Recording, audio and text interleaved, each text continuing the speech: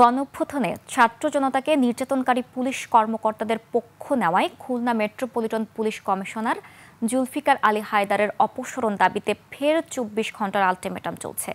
গেল রাতে প্রধান উপদেষ্টার প্রেস সচিব শফিকুল আলমের সাথে খুলনা প্রেস ক্লাবে মতবিনিময়ের পর আলটিমেটাম ঘোষণা দেন বৈষম্য বিরোধী ছাত্র আন্দোলন খুলনার নেতৃবৃন্দ। এ সময় তারা অভিযোগ করেন, কাজে যোগদানের প্রায় ৯ মাসেও শীর্ষ সন্ত্রাসী গ্রেফতার করতে না পারা, মাদক সিন্ডিকেট ভেঙে না দেওয়া এবং কিশোর গ্যাং নিয়ন্ত্রণে ব্যর্থ হওয়ায় তার দায়িত্ব পালনকালে প্রায় ২ ডজন হত্যাকাণ্ড ও অজ্ঞাত মরদেহ উদ্ধারের ঘটনা ঘটেছে। এছাড়া আইনশৃঙ্খলা পরিস্থিতি নিয়ন্ত্রণে রাখতে ব্যর্থ হলেও এজাহারভুক্ত পুলিশ সদস্যদের বদলি নিয়ে ফেসিস্ট সহায়তাকারীদের আগলে রেখেছেন তিনি। একনল অ্যাডভান্সড হাইজিন সোপ, এবার জীবাণু ধুলাবালি ঘাম ক্লিন বোল্ড।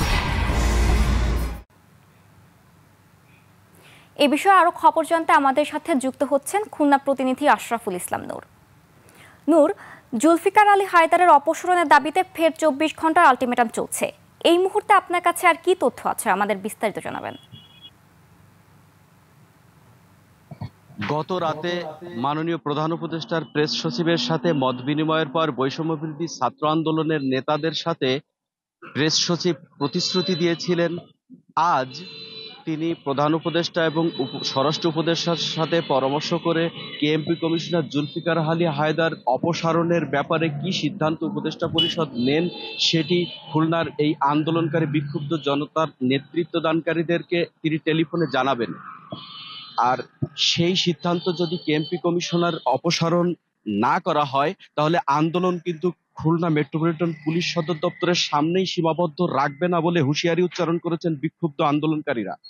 তারা খুলনা মেট্রোপলিটনের ৮টি থানা, 2টি জোনাল অফিস এবং মেট্রোপলিটনের সদর দপ্তর এই সহ খুলনা মহানগরীকে অচল করে দেওয়ার হুঁশিয়ারি উচ্চারণ করেছেন বৈষম্য বিরোধী ছাত্র দলের ছাত্র নেতারা। বুশরা, আপনার মাধ্যমে দর্শকদেরকে জানিয়ে দিতে চাই, এই খানজাহান আলী রোডেই কিন্তু গত ৪ দিন অগ্নিসংযোগ বিভিন্নভাবে বিক্ষুব্ধ ছাত্র জনতা তাদের বিক্ষোভ প্রদর্শন করেছে।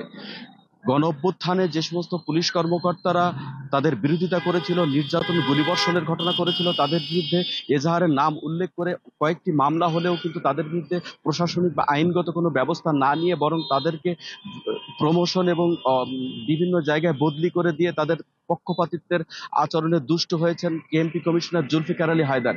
এছাড়া গণঅভ্যুত্থানের ১০ মাসেও কিন্তু ফ্যাসিস্ট বা ডেভিল হান্ট অভিযানে শীর্ষ কোনো ডেভিলকে গ্রেপ্তার করতে পারেনি বলে অভিযোগ এই বৈষম্য বিরোধী ছাত্র নেতাদের। আমরা যখন কথা বলছিলাম তখন কিন্তু দেখাচ্ছি কেএমপি আজকের কার্যক্রম কিন্তু স্বাভাবিক, যেহেতু আজকে তাদের আলটিমেটাম রয়েছে। এই আলটিমেটামের পরেই কিন্তু খুলনা মহানগরীর ৮টি থানা, 2টি জোনাল অফিস এবং সদর দপ্তর সহ সমগ্র খুলনা মহানগরীকে ব্র্যাকেট করার হুঁশিয়ারি উচ্চারণ করা হয়েছে।